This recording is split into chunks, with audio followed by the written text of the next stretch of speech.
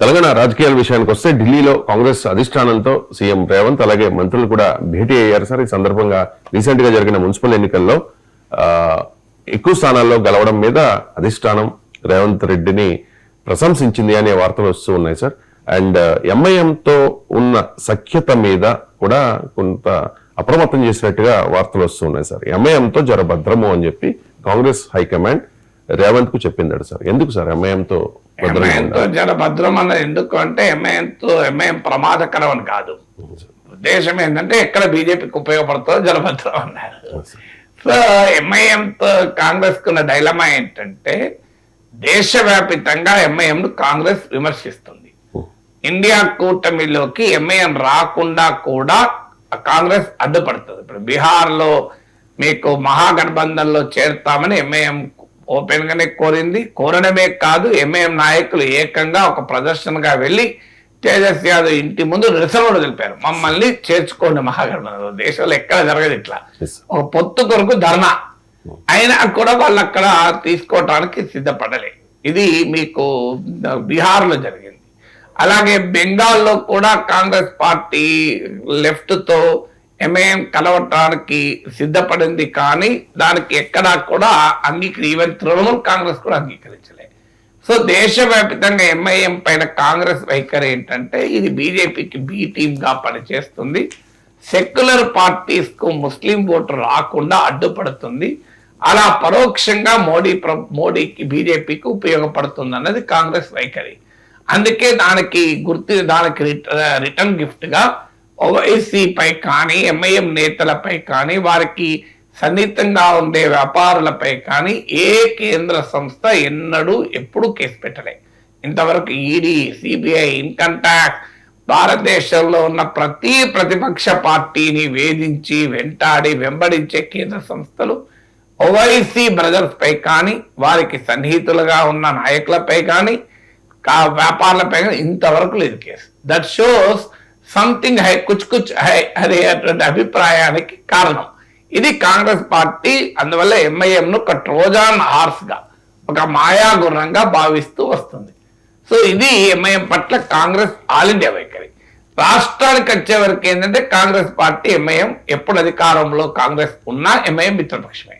మీకు ఉమ్మడి రాష్ట్రంలో 10 ఏళ్ల పాటు ఎక్సెప్ట్ కిరణ్ కుమార్ రెడ్డి టైం మినహా మిగతా టైంలంతా ఎంఐఎం మిత్రపక్షమే.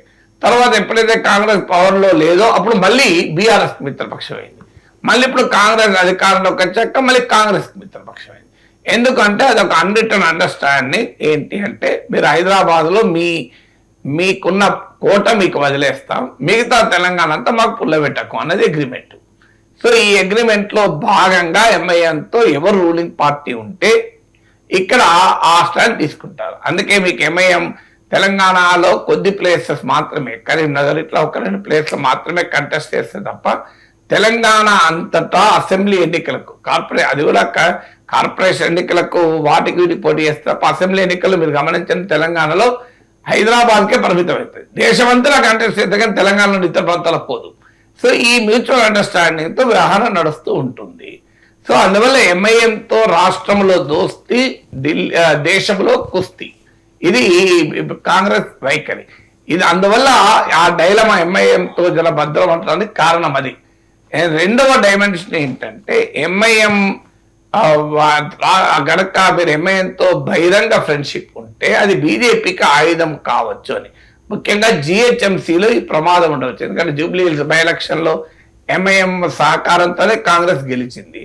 అది ఓపెన్ గా అక్బరుద్దీన్ ఓవైసీ ఈ మధ్య అన్నాడు చూడండి, రావైనా రెడ్డైనా మా దగ్గరికి రావాల్సిందే, మేము పోము అన్నాడు.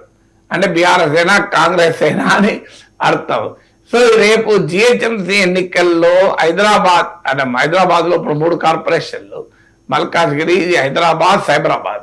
ఇక్కడ ఎంఐఎంతో గనక ఏ రకమైన అండర్స్టాండింగ్ ఉన్నది బీజేపీకి అడ్వాంటేజ్ గా మారవచ్చు. ఎందుకంటే హైదరాబాద్ లో ఆ పోలరైజేషన్ కు స్కోప్ ఎక్కువ ఉంటుంది. గతంలో కూడా జిహెచ్ఎంసీ ఎన్నికల్లో బీజేపీ లాభపడ్డది కూడా అలాగే. ఆ రోహింగ్యా ఇష్యూస్ పట్టుకొచ్చి హైదరాబాద్ పేరు మారుస్తామని చెప్పి మళ్ళీ ఎన్నికల తర్వాత ఎవరు మాట్లాడరు మళ్ళీ. సో అందువల్ల బీజేపీ గేమ్ ప్లాన్ పట్ల అప్రమత్తంగా ఉండండి అనేది వాదన. ఎందుకంటే హైదరాబాద్ లో అది రిలీజియస్ పోలరైజేషన్ కనుక జరిగితే ఎంఐఎంకు లాభం, బీజేపీకి లాభం తప్ప కాంగ్రెస్కి లాభం ఉండదు. ఎందుకంటే ఆ రెండు పార్టీలు బెనిఫిట్ అవుతాయి అనేటువంటి ఒక అప్రమత్తతను చేశారు. కానీ ఇది ఏమి ప్రిన్సిపల్ స్టాండ్ కాదు, ఎంఐఎంతో పొత్తుండకూడదని. కానీ ఫండమెంటల్ క్వశ్చన్ ఏమొస్తుంది, బీజేపీని కమ్యూనల్ పార్టీ అనే సెక్యులర్ పార్టీస్, ఎంఐఎం మాత్రం కమ్యూనల్ పార్టీ అనదు.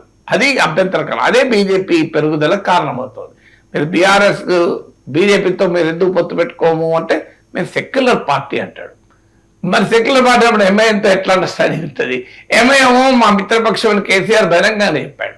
అంటే ఎంఐఎం దాని పేర్లోనే ఉంది కదా, మజ్లిస్ ఇత్తహాదుల్ ముస్లిమీన్. ఇంకా బీజేపీ పేర్లో లేదు. భారతీయ హిందూ పార్టీ లేదు, బిహెచ్పి కాదు, అది బీజేపీ, భారతీయ జనతా పార్టీ. అసలు పేర్లోనే ఉంది. ఆ ఎంఐఎం చరిత్ర తెలుసు అందరికీ. కాసిం రజ్వీ నుంచి ఇప్పటి వరకు ఎంఐఎం స్టాండ్ తెలుసు. ఎంఐఎం ఇది నాన్ ముస్లిం పార్టీ. అలాంటప్పుడు అది మరి కమ్యూనల్ పార్టీ కాదు, బీజేపీ కమ్యూనల్ పార్టీ ఎట్లా అవుతుంది? అక్బరుద్దీన్ ఓవైసీ హిందూ దేవుళ్ల పైన చేసిన దుర్మార్గమైన వ్యాఖ్యలు తెలుసు. దానికి కేసీఆర్ ప్రభుత్వమే శిక్ష పడకుండా కాపాడింది తెలుసు. ఇవన్నీ తెలిసిన తర్వాత ఎంఐఎంతో ఒక రకంగా, బీజేపీ ఇంకో రకంగా ఉండడమే సెక్యులర్ పార్టీస్ చేస్తున్న పొరపాటు. ఎంఐఎంతో గట్టిగా లేకపోవడము ఫండమెంటలిజం. ఇది ఫండమెంటలిజం. అది హిందూ అయినా, ముస్లిం అయినా, క్రిస్టియన్ అయినా, సిక్ అయినా, ఒక సెక్యులర్ వాది ఏ రకమైన కమ్యూనలిజాన్ని అంగీకరించకూడదు, ఏ రకమైన ఫండమెంటలిజం. ఆ మతోన్మాదం ఏదైనా దాని పట్ల కఠినంగా ఉండాలి. కానీ ముస్లిం ఓటు బ్యాంకుల కొరకు మైనారిటీ ఫండమెంటలిజాన్ని నిల్వ చేస్తూ, మైనారిటీల బుజ్జగింపు రాజకీయాలు జరుపుతూ, బీజేపీ హిందువుల ఓట్లను పోలరైజ్ చేస్తుంది చేయకుండా ఎందుకుంటుందండి? మీరు చేసే రాజకీయం వాళ్ళు కూడా చేస్తారు. రాజకీయం ముస్లిం ఓట్లతో 7 ఎమ్మెల్యే సీట్లు, ఒక ఎంపీ సీటు ఎంఐఎం గెలుచుకుంటే, హిందూ ఓట్లతో 300 సీట్లు బీజేపీ గెలుచుకోవడంలో ఆశ్చర్యం ఏముంది? సో రాజకీయాలని మనకు స్పష్టంగా ఉండాలి కదా.